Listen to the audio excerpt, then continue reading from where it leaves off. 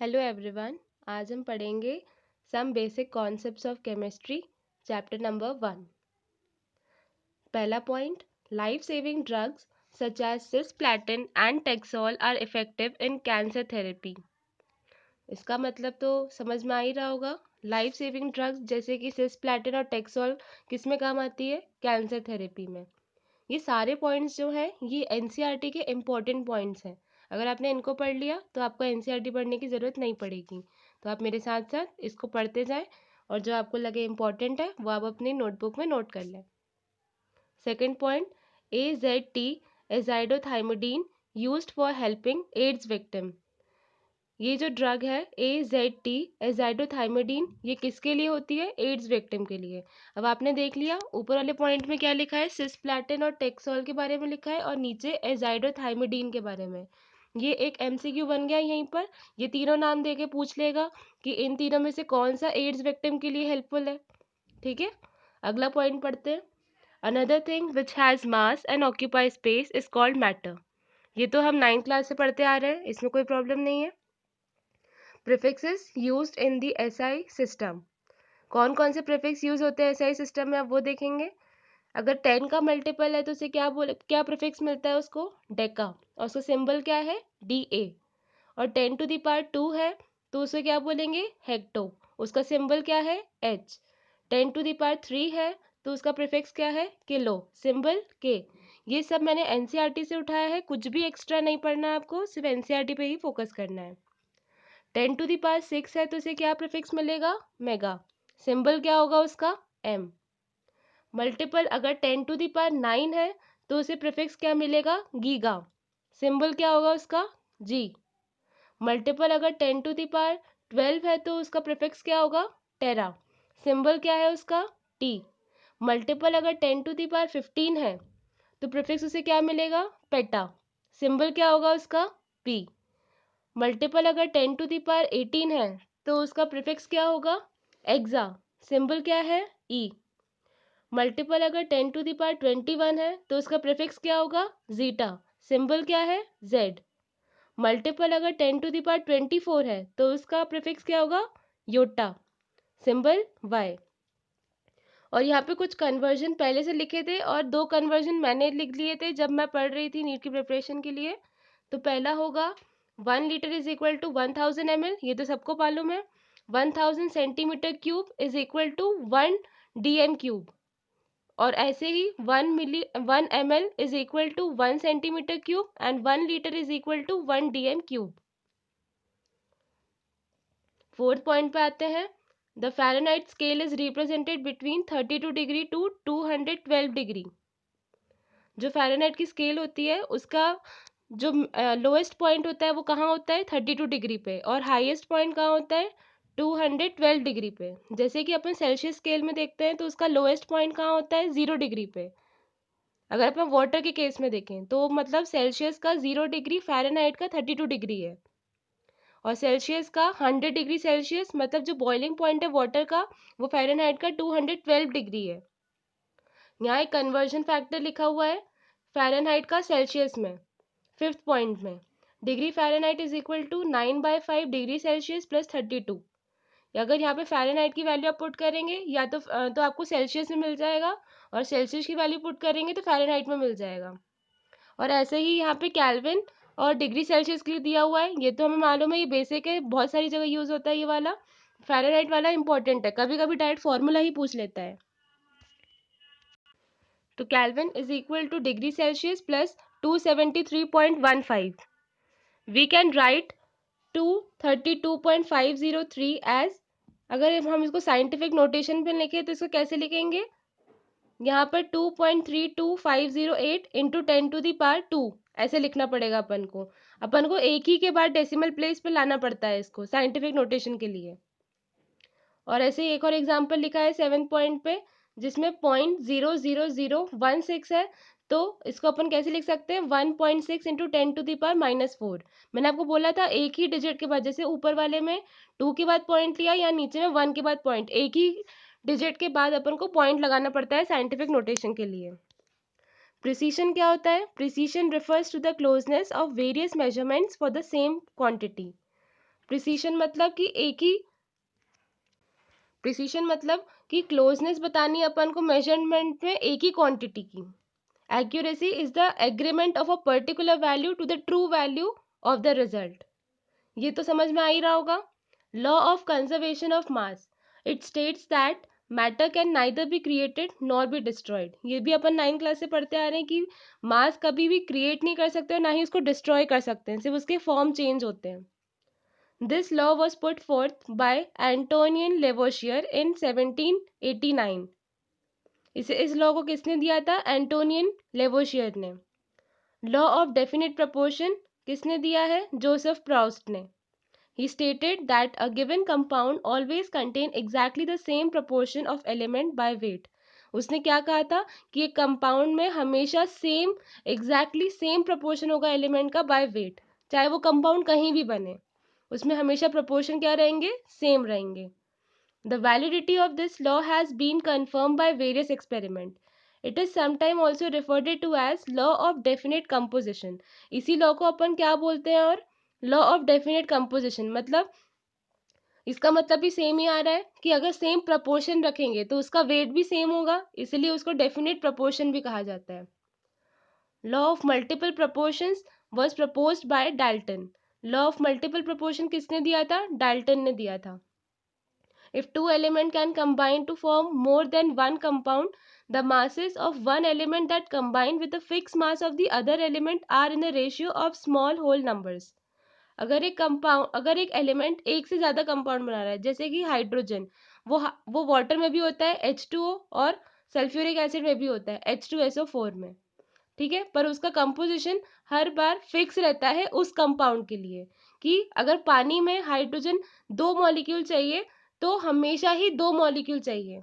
ज़रूरी नहीं है कि किसी और में, जैसे H2S, वहाँ पे भी दो दो हाइड्रोजन चाहिए, पर हमेशा ज़रूरी नहीं है कि हाइड्रोजन 2 ही लगे हर कंपाउंड में, वो बदल भी सकता है. ठीक है, 14 पॉइंट देखते हैं. Gay-Lussac's law of gaseous volume. This law was given by Gay-Lussac in 1808. Gay-Lussac का लॉ कब मिला था अपन को? 1808 में. When gases combine or are produced in a chemical reaction, they do so in a simple ratio by volume. जब gases combine होती है या फिर प्रोड्यूस होती है किसी केमिकल रिएक्शन में, तो वो हमेशा सिंपल रेशियो में होती है, कभी भी डेसिमल में नहीं होगी वो. ठीक है, सिंपल रेशियो किसका? Volume. Provided all gases are at same temperature and pressure. पर क्या कंडीशन जरूरी है? सारी गैसेस का टेम्परेचर और प्रेशर क्या होना चाहिए? सेम होना चाहिए. Avogadro law. एवोगैड्रो लॉ क्या कहता है? Avogadro propose that equal volume of gases at the same temperature and pressure should contain equal number of molecules. Avogadro का लॉ कहता है कि अगर इक्वल वॉल्यूम अगर अपन लें, दो कंटेनर सेम वॉल्यूम के अगर अपन लेते हैं गैसेस के, उनका टेम्परेचर और प्रेशर सेम है, तो उसमें इक्वल नंबर ऑफ मॉलिक्यूल्स होंगे. वो गैस कोई सी भी हो सकती है. मोनोएटॉमिक अगर दोनों लेंगे तो भी उसमें इक्वल मॉलिक्यूल होंगे, और डायटोमिक और एक मोनोएटॉमिक लेंगे तो भी दोनों में सेम मॉलिक्यूल होंगे. नंबर ऑफ मॉलिक्यूल हमेशा सेम रहेंगे अगर सेम टेम्परेचर, सेम प्रेशर और इक्वल वॉल्यूम होगा. 17 पॉइंट देखते हैं. Dalton's atomic theory. In 1808 Dalton publish a new system of chemical philosophy in which he proposed. Dalton ने क्या पब्लिश किया था? a new system of chemical philosophy उसने propose की थी. उसमें उसने कौन कौन से पॉइंट्स कवर किए थे? Matter consist of invisible atoms. जो जितने भी मैटर है इस दुनिया में, सब में क्या होते हैं? इनविजिबल एटम्स के बने होते हैं. The basic building block are of any matter are atoms. ये हमने पहले भी पढ़ा है कि सारे जो मैटर है वो किससे बने होते हैं? एटम से. Second point, all atoms of a given element have identical properties including identical masses. जितने भी एटम होते हैं एक एलिमेंट के, उन सब की सारी प्रॉपर्टी सेम होती है, क्योंकि वो सेम ही चीज़ के बने होते हैं, तो उनकी सारी प्रॉपर्टी सेम होती है, इंक्लूडिंग उनका मास भी आइडेंटिकल होता है. Atoms of different element differ in masses. अगर अलग अलग एलिमेंट के एटम अगर हम अपन देखें तो उनके मास अलग अलग होंगे. जैसे कार्बन का एटम होगा तो उसका मास अलग होगा, और ऑक्सीजन का एटम होगा तो उसका मास अलग होगा. Third point, compounds are formed when atoms of different element combine in a fixed ratio. Compound कब बनते हैं? जब एटम अलग अलग एलिमेंट के कंबाइन होते हैं एक फिक्स रेशियो में। हमेशा रेशियो फिक्स होना चाहिए। अगर रेशियो फिक्स नहीं होगा तो उसको हम क्या बोलेंगे? मिक्सचर बोलते हैं। ये हम पहले पढ़ चुके हैं अपनी छोटी क्लासेस में। Compounds are form when atoms of different element combine in a fix ratio. Fourth point देखते हैं। Chemical reaction involve reorganization of atoms. हमने ऊपर पढ़ा था, वहां लिखा था कि atoms can neither be created nor be destroyed. तो इसमें भी वही बात को और इलिस्ट्रेट किया है। Chemical reaction involve reorganization of atoms. Chemical reaction जब भी होती है तो एटम का सिर्फ रीऑर्गेनाइजेशन होता है। जो चीज़ सॉलिड थी वो गैस बन गई, या जो चीज़ सॉलिड थी वो लिक्विड बन गई, लिक्विड गैस बन गया। इसके अलावा और कुछ भी नहीं होता। एटम कभी वहाँ बनते नहीं है, ना ही कभी बिगड़ते हैं। वो एटम एटम ही होते हैं, पर उनका स्टेट चेंज हो जाता है। These are neither created nor destroyed in a chemical reaction. इसमें वही चीज लिखी है। Point number 18. One atomic mass unit is defined as mass exactly equal to 1/12 mass of a carbon 12 atom. इस 1 AMU का मतलब क्या होता है? एटॉमिक मास यूनिट को अपने शॉर्ट में क्या बोलते हैं? AMU। AMU किसके बराबर होता है? एक AMU का मास किसके बराबर होता है? कार्बन 12। जो कार्बन 12, कार्बन का एक आइसोटोप होता है 12। उस कार्बन 12 का अगर अपन उस कार्बन 12 का 1/12 पार्ट लें तो वो किसके बराबर होता है? 1 एटॉमिक मास यूनिट के बराबर होता है।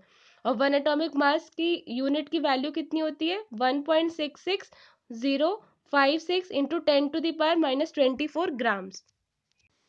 Point number 19. Today, AMU has been replaced by U, which is known as unified mass. AMU को और अपन काय से रिप्लेस कर चुके हैं आज? U से। सिर्फ अपन AMU को अगर दिखाना होता है तो अब U से दिखाते हैं, जिसका मतलब क्या है? यूनिफाइड मास। और AMU का फुल फॉर्म क्या है? Atomic mass unit. याद रहेगा। Point number 20. एवरेज एटॉमिक मास. Many naturally occurring element exist as more than one isotope. आज जितने भी नेचुरली अकरिंग एलिमेंट हैं उनमें से बहुत सारे ऐसे हैं जो कि एक से ज़्यादा आइसोटोप उनके नेचर में प्रोड्यूस होते हैं, नेचर में एग्जिस्ट करते हैं। तो हम उनका एवरेज मास निकालते हैं। अब एक का कार्बन 12 भी होता है, कार्बन 14 भी होता है, तो हम अलग अलग तो रख नहीं सकते पीरियोडिक टेबल में। तो हमने उन दोनों के मासेस को का एवरेज मास निकाल लिया है और उसको हम लिखते हैं। पीरियोडिक टेबल में जो मास लिखा रहता है वो उन दोनों का एवरेज होता है। When we take into account the existence of these isotopes and their relative abundance percent occurrence, the average atomic mass of that element can be computed. अगर हम existence, जैसे कि मान लीजिए अगर कार्बन 12 है, कार्बन 12 एग्जिस्ट करता है 90% और कार्बन 14 एग्जिस्ट करता है 10%, तो टोटल परसेंटेज कितना हो गया? 100। और कार्बन 12 का मास लिखेंगे इंटू 90 प्लस कार्बन 14 का मास लिखेंगे इंटू 10/100। तो उससे क्या आ जाएगा? अपना एवरेज एटॉमिक मास। ये फॉर्मूला आप सबने पहले भी पढ़ा होगा।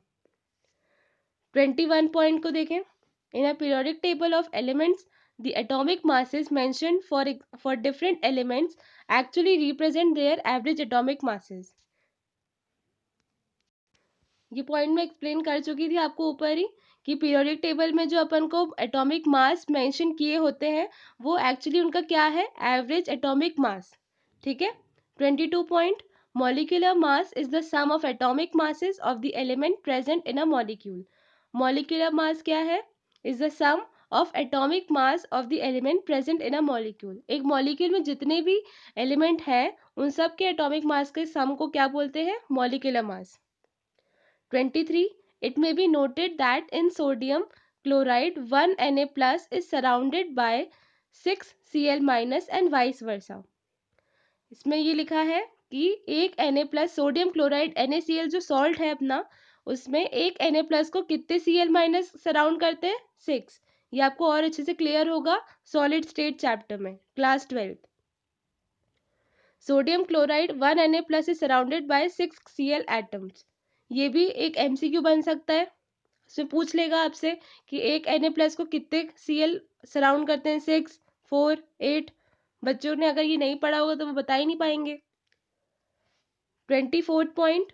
1 mole is the amount of substance that contain as many particles or entities as there are atoms in exactly 12 grams or 0.012 kg of the C12 isotope. अब यहाँ से अपना मोल कंसेप्ट शुरू होता है. तो इसमें पहले तो 1 मोल की डेफिनेशन लिखी हुई है. 1 मोल क्या होता है? 1 मोल वो अमाउंट है सब्सटेंस का जिसमें कितने पार्टिकल्स होते हैं, और पार्टिकल्स या इंटेंटिटीज कुछ भी कह सकते हैं अपन, पार्टिकल कह लो, इंटेंटिटीज कह लो, जितने कार्बन 12 के 12 ग्राम में एटम्स होते हैं. कार्बन 12 जो आइसोटोप है कार्बन का, उसमें कितने एटम्स हैं उतने ही 1 मोल में इंटेंटिटीज या पार्टिकल होते हैं.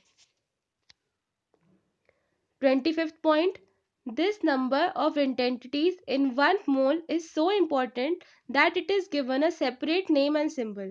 ये entity 1 mole की इतनी important है कि इसको एक अलग separate name और symbol दिया गया है. It is known as Avogadro constant.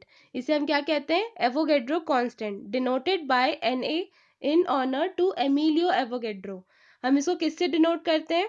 Na से, जिसको किसके ऑनर में दिया गया? अमीलियो एवोगेड्रो. एवोगेड्रो ने बताया था, इसलिए उनके नाम पे हम ये डिनोट करते हैं. 1 mole of water molecule, 1 mole of water molecule अगर कहीं लिखा है तो उसका मतलब क्या है? उसमें 6.022 इंटू 10⁻23 वाटर मॉलिक्यूल्स प्रेजेंट है. अगर आपको बोला जाए इस कंटेनर में 1 मोल वाटर है तो उसमें कितने वाटर के मॉलिक्यूल होंगे? इतने, 6.022 इंटू 10⁻23 वाटर मॉलिक्यूल्स. और ऐसे ही अगर 1 मोल ऑफ सोडियम क्लोराइड अगर लिखा है तो उसमें 6.022 into 10⁻23 formula unit of sodium chloride, मतलब एक सोडियम क्लोराइड, दो सोडियम क्लोराइड, ऐसे करते करते 6.022 इंटू 10⁻23 फॉर्मूला यूनिट्स होंगे सोडियम क्लोराइड के. किसमें? 1 मोल सोडियम क्लोराइड में. 28. The mass of 1 mole of a substance in gram is called its molar mass. अगर 1 मोल सब्सटेंस का मास को अगर अपन ग्राम्स में बोला जाए तो उसे क्या बोलेंगे? Molar mass. 29. The molar mass in grams is numerically equal to atomic formula mass, atomic mass, molecular mass in U. Molar mass को अगर अपन ग्राम्स में न्यूमेरिकली दिखाया जाए तो वो किसके बराबर होता है? एटॉमिक मास के बराबर हो सकता है, मॉलिक्यूलर मास के बराबर हो सकता है, और फॉर्मूला मास के बराबर भी हो सकता है यू में. यू क्या था? यूनिफाइड मास, अपन ने पिछले वाले पेज पे पढ़ा था. 30 नंबर का point, percentage composition. Percentage composition कैसे निकालते हैं? Mass percent of the element. अपन को मास परसेंट निकालना है किसी एलिमेंट का, तो mass of that element in a compound upon molar mass of the compound into 100. Percentage निकालना तो आपको पता ही है, 100 से मल्टीप्लाई होगा हमेशा. मास का परसेंटेज निकालना है तो उस एलिमेंट का मास जिसका अपन को परसेंटेज निकालना है. किसी एक एलिमेंट, आपको कोई कंपाउंड दिया हुआ है H2SO4, उसमें आपको पूछा जाए सल्फर का मास परसेंट बताओ, तो आप कैसे बताओगे? सल्फर का मास of that element in a compound. अगर आपको बोले इसमें सल्फर 32 ग्राम्स है तो आप ऊपर क्या लिखोगे? 32 grams. Mass of that element में आप लिखोगे सल्फर का मास अपॉन टोटल मास लिखोगे, molar mass of the compound, पूरा सल्फ्यूरिक एसिड का मास, H2SO4 का मास आप नीचे लिखोगे, इनटू 100 कर दोगे तो मास परसेंटेज ऑफ सल्फर आ जाएगा. 31. An empirical formula represent the simplest whole number ratio of various atoms present in a compound. empirical formula क्या होता है कि अगर कोई एलिमेंट, जैसे कि शुगर है, शुगर C6H12O6, ठीक है, ग्लूकोज का फॉर्मूला है ये C6H12O6. अगर हम इनका एम्पिरिकल फॉर्मूला निकालें तो एम्पिरिकल फॉर्मूला मतलब इसको सिंपलेस्ट होल नंबर रेशियो में निकालना है. C6H12O6 डिवाइड बाय अगर अपन 2 कर दें तो ये क्या हो जाएगा? C3H6O3.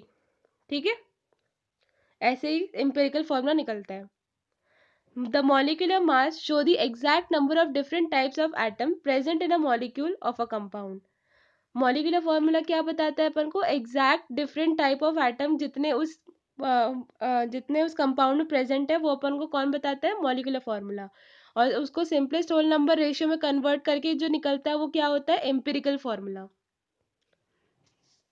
Balancing a chemical equation. According to the law of conservation of mass, a balanced chemical equation has the same number of atom of each element on both the side of equation. जैसे कि अपन ने पढ़ा था कि atom कभी ना बनते हैं ना टूटते हैं, तो उसी से अपन जो केमिकल रिएक्शन को बैलेंस करते हैं वो उसी का आगे का पार्ट है. जैसे रिएक्टेंट और प्रोडक्ट में सेम नंबर ऑफ ऑक्सीजन होंगे, जितने ऑक्सीजन अपन ने यूज किए हैं उतने ही प्रोडक्ट साइड में ऑक्सीजन एटम अपन को मिलेंगे सारे कंपाउंड में मिला के. ठीक है, वही होता है बैलेंसिंग केमिकल इक्वेशन का मतलब. लिमिटिंग रिएजेंट क्या होता है? लिमिटिंग रिएजेंट वो होता है जो कम पड़ जाता है एक केमिकल रिएक्शन के दौरान. जैसे कोई एक एलिमेंट आपने कम लिया, आपके पास कम अमाउंट में था वो एलिमेंट, तो वो खत्म हो जाएगा पहले बाकी एलिमेंट्स के मुकाबले, तो उसे क्या बोलेंगे अपन? Limiting reagent. अब यहाँ पढ़ लेते हैं क्या लिखा है. The reactant which get consume limits the amount of product form and is therefore called the limiting reagent. जो रिएक्टेंट पूरा कंज्यूम हो जाता है, क्योंकि वो कम था तो वो पूरा कंज्यूम हो जाएगा, लिमिट कर देता है अमाउंट ऑफ प्रोडक्ट फॉर्म. जो कम है वो जितना वो खत्म होगा उतना ही बनेगा प्रोडक्ट. ठीक है, तो इसलिए उसको क्या बोलते हैं? Limiting reagent. In performing stoichiometric calculation this aspect is also kept in mind.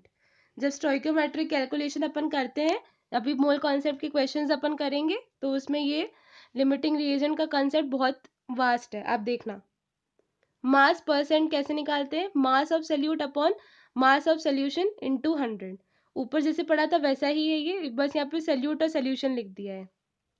Mass percentage mass of solute upon mass of solution into 100. 36 point. Mole fraction.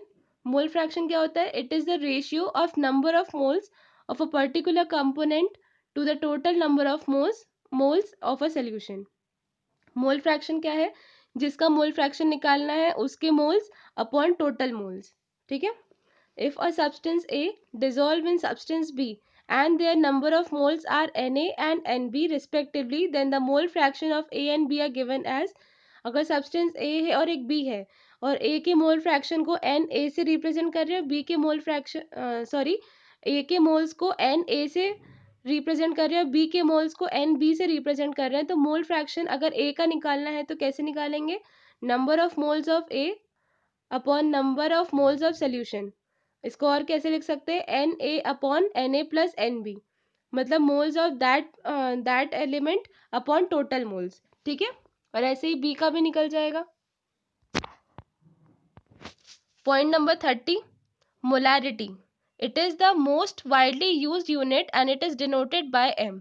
सबसे ज्यादा मोलैरिटी मोलैलिटी इन सब की बातें होती है, तो मोस्ट वाइडली इनमें से कौन सा है? मोलैरिटी. और इसको डिनोट किससे करते हैं? कैपिटल एम से. It is defined as the number of moles of solute in 1 litre of solution. इसको किससे डिफाइन करते हैं? Number of moles of solute in 1 litre of solution. कितने नंबर ऑफ मोल्स है सल्यूट के 1 लीटर सोल्यूशन में. ठीक है. Molarity m is equal to number of moles of solute upon volume of solution in litre. ये तो पता ही होगा फॉर्मूला आपको. Point number 40, molality. It is defined as the number of moles of solute in 1 kg of solvent. इसको किससे define करते हैं? Number of moles, कितने नंबर ऑफ मोल्स प्रेजेंट है सल्यूट के 1 kg सॉल्वेंट में. मोलैरिटी में किसकी बात हुई थी? 1 kg सोल्यूशन की. यहाँ पे वहां पे किसकी बात हुई थी? 1 लीटर सोल्यूशन की. यहाँ पे 1 kg सॉल्वेंट की बात हो रही है. सोल्यूशन में सोल्यूट और सॉल्वेंट दोनों की बात हो गई, और यहाँ नीचे मोलैलिटी में 1 kg सॉल्वेंट की बात हो रही है अकेले. और इसको किससे डिनोट करते हैं? स्मॉल एम से. Molality small m is equal to number of moles of solute upon mass of solvent in KG. Point number 41, often in chemistry laboratory a solution of a desired concentration is prepared by diluting a solution of known higher concentration. Point number 42, the solution of higher concentration is also known as stock solution. ये एक important point है. stock solution किसको कहा जाता है? higher concentration के solution को अपन क्या कहते हैं? stock solution. ये डायरेक्ट MCQ बन सकते हैं क्योंकि NCERT की पॉइंट्स हैं ये. Point number 43, molality of a solution does not change with temperature. ये क्वेश्चन 2017 में आ चुका है. इसमें पूछा है कि molality of a solution does not change with temperature, क्यों चेंज नहीं होती टेम्परेचर के साथ, कमेंट सेक्शन में बताइएगा, ठीक है। Molality of a solution does not change with temperature since mass remain unaffected with temperature.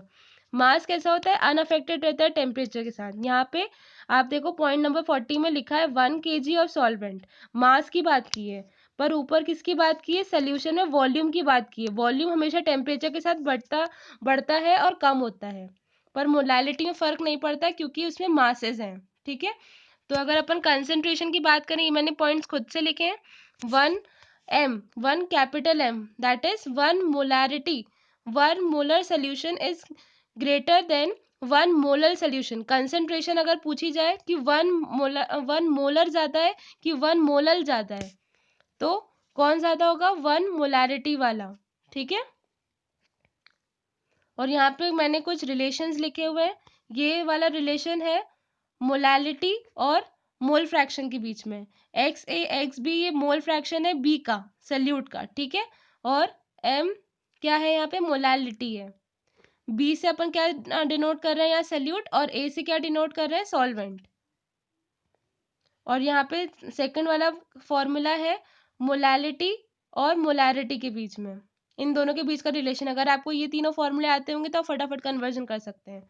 अपने पास नीट में टाइम तो इतना होता नहीं है कि अपन सारे एक एक स्टेप को लिख सकें, तो आपको जल्दी करने के लिए फॉर्मूले आने चाहिए। और थर्ड वाला रिलेशन किसका है, मोलैरिटी और मोल फ्रैक्शन का। आप स्क्रीनशॉट खींच सकते हैं। और आपको वीडियो पसंद आए तो लाइक कर दें। Thank you, bye.